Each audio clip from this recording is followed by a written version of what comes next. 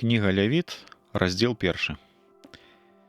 І паклікаў ён Маісея і прамовіў да яго Господ з палаткі сустрэчы, кажучы: «Гавары да сыноў Ізраіля, ды кажы ім: калі хто з вас будзе складаць ахвяру Господу, з хатняй жывёлы хай складае з валоў або жывёл драбнейшых.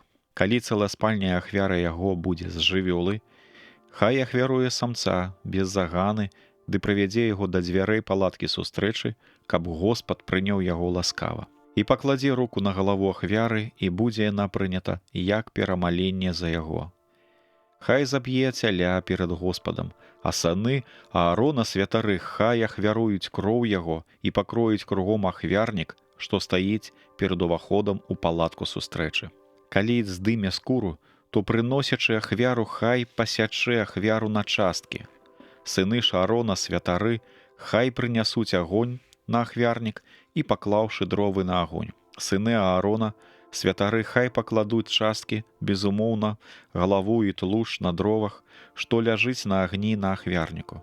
А прыносячы ў ахвяру нутро і ногі, хай абмые іх вадой і хай запаліць гэта святар на ахвярніку, як цэласпаленне, як ахвяру агнявую з найпрыемнейшым пахам для Господа.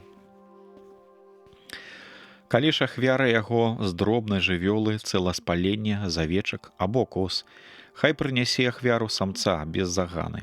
Заб'е яго перад Господам на паўночным баку ахвярніка, а сыны Аарона святары пакропяць крывёй яго насупраць ахвярніка.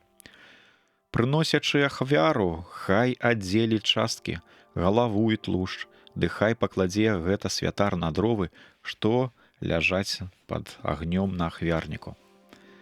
А прыносячы ў ахвяру нутро і ногі, хай вымае іх вадой, і паклаўшы ўсё, хай спаліць святар на ахвярніку гэта цэласпаленне, на найпрыемнейшы пах Господу. А калі хто захоча скласці ў ахвяру Господу птушку на цэласпаленне, хай складзе ахвяру сваё з туркавак або з маладых галубоў.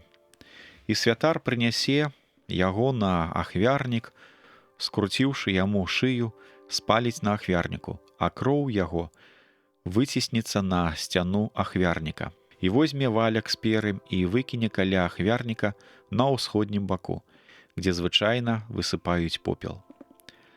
Надломіць яго паміж крылаў, не аддзяляючы іх, ды спаліць яго святар на ахвярніку, на дровах, што ляжаць на агні. Гэта цэласпаленне і ахвяра агнявая, на найпрыемнейшы пах Господу.